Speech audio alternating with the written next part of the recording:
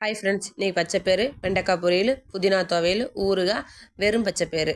இது பச்சைப்பயிறு நைட்டு ஊற வச்சுட்டாங்க. ஊற வச்சுட்டு நைட்டு ஊற வச்சதை காலைல அது நல்லா முளைப்பு இந்த மாதிரி இருக்கும். அதை ஊற வச்சிட்ட பிறகு நம்ம இங்கிட்டு பால் வச்சாச்சு. காலைலையே பச்சைப்பயிரை எடுத்து குக்கரில் வச்சுட்டாங்க. கொஞ்சம் தண்ணி ஊற்றிட்டு தக்காளி, வெங்காயம், சீரகம், கொஞ்சம் வெள்ளைப்பூடு, வரமிளகா காரத்துக்கு தக்கன சேர்த்துக்குங்க. நான் 4 சேர்த்துருக்கேன். இது நல்லாவே காரமாக இருக்கும். மஞ்சத்தூள் மறக்காமல் சேர்த்துக்குங்க, அப்போ தான் கலர் மாறாது. மஞ்சத்தூள் சேர்த்து 4-5 விசில் விட்டுக்குங்க. 4-5 விசில் விட்டு வெள்ளைப்பூலாம் சேர்த்துக்குங்க. சேர்த்த பிறகு எடுத்து ஓரமாக வச்சுருங்க. இங்கிட்டு வெண்டைக்காய் பொரியலுக்கு வெண்டைக்காய் எல்லாமே அரிஞ்சு வச்சுட்டு வெங்காயம் போட்டு தாளிச்சு விட்டுருந்தேன். கடுகு, உளுத்தம் பருப்புலாம் போட்டு கருவேப்பிலாம் போட்டு தாளிச்சு விட்ட பிறகு இந்த தண்ணி இருத்து ஓரமாக வச்சுக்கோங்க. தனியாக எடுத்து வச்சுக்கோங்க. பருப்பு நல்லா கடைஞ்சிருங்க. மிளகாய் எதுவுமே இருக்கக்கூடாது. நல்லா கடைஞ்சி எடுத்து வச்சுக்கோங்க. இங்கிட்டு மிளகாத்தூள், குழம்பு மிளகாத்தூள் இதெல்லாம் போட்டுட்டு தேங்காய் பூ இருக்குலாம் திருவி போட்டு எடுத்தோம்னா வெண்டைக்காய் பொரியல் ரெடியாகும். சூப்பராக இருக்கும். இது நல்லாயிருக்கும். காம்போ இதோட சாப்பிட்டு பார்க்குங்க, நல்லாயிருக்கும்.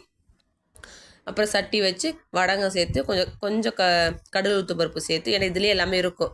வெங்காயம் சேர்த்து கருவேப்பிலை இதெல்லாம் சேர்த்து நல்லா மறக்காமல் பெருங்காயம் சேர்த்துக்குங்க. பெருங்காயம் வாயுனால பச்சைப்பயிறு வாயு, அதெல்லாம் சேர்த்துக்கணும். பெருங்காயம் சேர்த்து உப்பு சேர்த்து ஒரு 5 நிமிஷம் கொதிக்க விட்டு இறக்கி வச்சுருங்க. அவ்வளோ தட்டைப்பயிறு ரெடியாகிடும். ரொம்ப நல்லாயிருக்கும். இங்கிட்டு சாப்பாடு வச்சாச்சுங்க.